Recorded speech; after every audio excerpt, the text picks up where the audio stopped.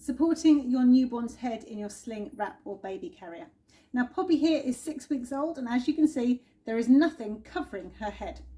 Now, lots of baby carriers tend to come with hoods or little additions to cover your baby's head or extra pieces of neck support. But as you can see, they're not actually essential if the rest of your sling, wrap or carrier is fitted really nicely.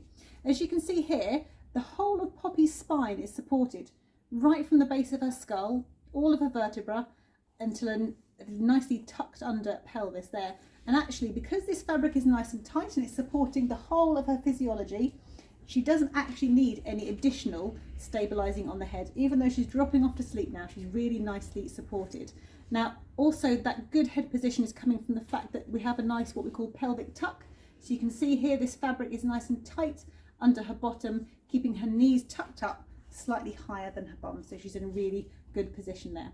So remember, head support doesn't necessarily mean fancy hoods and attachments.